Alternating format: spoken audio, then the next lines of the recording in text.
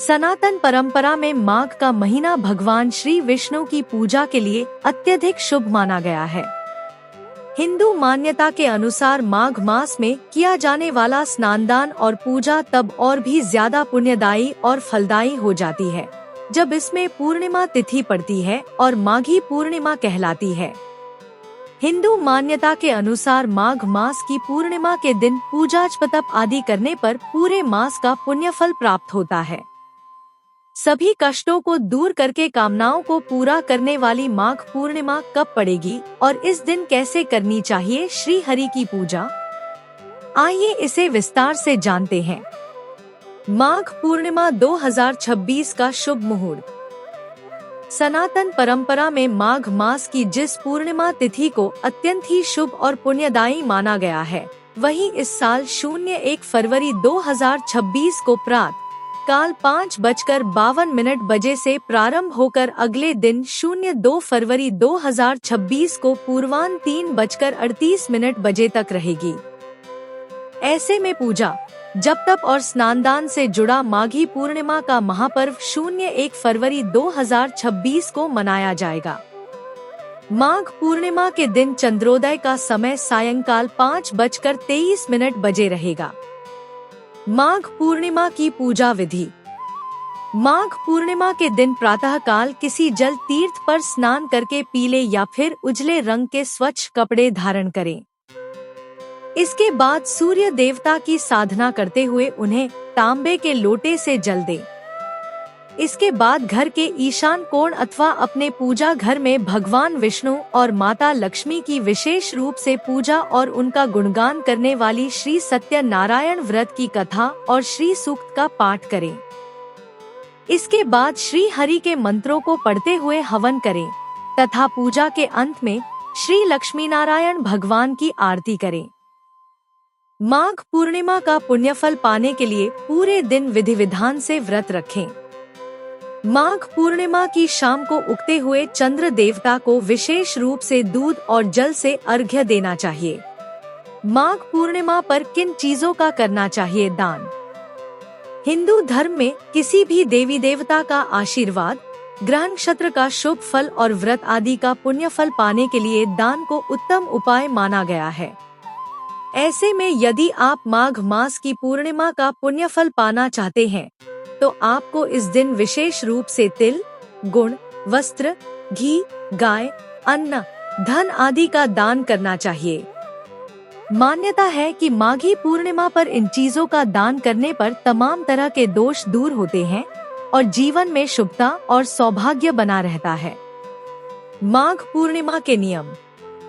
हिंदू मान्यता के अनुसार माघ पूर्णिमा के दिन प्रातःकाल सूर्योदय से पहले उठकर किसी जल तीर्थ जैसे गंगा, यमुना, गोदावरी आदि नदियों पर जाकर स्नान करना चाहिए और सूर्य देवता को अर्घ्य देने के बाद इस पर्व के निमित्त जरूरतमंद लोगों को अपने सामर्थ्य के अनुसार दान करना चाहिए।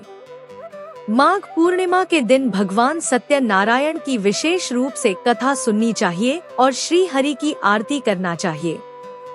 माघ पूर्णिमा के दिन व्यक्ति को पीले या फिर सफेद रंग के वस्त्र धारण करना चाहिए और पीली वस्तुओं और फल का दान करना चाहिए। माघ पूर्णिमा के दिन पहने हुए और काले रंग के कपड़े पहनने से बचना चाहिए।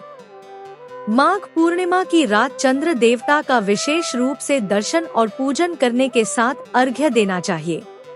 माघ पूर्णिमा के दिन घर पर करें ये उपाय। घर पर स्नान के दौरान करें। ये काम माघ पूर्णिमा के दिन आपको घर पर स्नान करते समय कुछ बूंदे गंगाजल की पानी में मिलानी चाहिए। अगर गंगाजल न हो तो नहाते समय गंगे च यमुने चैव गोदावरी सरस्वती नर्मदे सिंधु कावेरी जलेस्मिन् सन्निधि कुरु मंत्र का जप आपको करना चाहिए। ऐसा करने से गंगा में डुबकी लगाने जितना पुण्य फल आपको प्राप्त होता है। घर पर करें। तुलसी पूजन। पूर्णिमा तिथि के दिन तुलसी का पूजन करना बेहद शुभ माना जाता है। इसलिए जो लोग पवित्र नदियों में स्नान नहीं कर पा रहे हैं, उन्हें तुलसी के पौधे के पास दीपक जलाना चाहिए और तुलसी की परिक्रमा करनी चाहिए। श्री सत्यनारायण की कथा का करें पाठ सत्यनारायण की कथा का पाठ भी आप माघ पूर्णिमा के दिन घर पर कर सकते हैं। इस कथा का पाठ करना आपके पारिवारिक जीवन में सुख शांति लाता है और साथ ही आपको भगवान विष्णु और माता लक्ष्मी की कृपा भी प्राप्त होती है।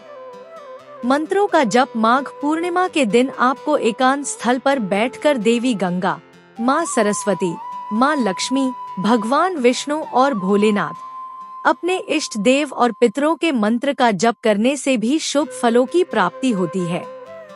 दान माघ पूर्णिमा के दिन दान का भी बड़ा महत्व है, इसलिए आपको इस दिन दान भी अवश्य करना चाहिए। इस दिन तिल, गुड़, घी, कंबल, अन्न और धन का दान आपको करना चाहिए। इन चीजों का दान करने से देवी देवता आप पर कृपा बरसाते हैं और पितरी भी प्रसन्न होते हैं। चंद्र पूजन माघ पूर्णिमा के दिन आपको घर पर ही चंद्र पूजन करना चाहिए। चंद्र पूजन के लिए रात्रि का समय सबसे शुभ माना जाता है।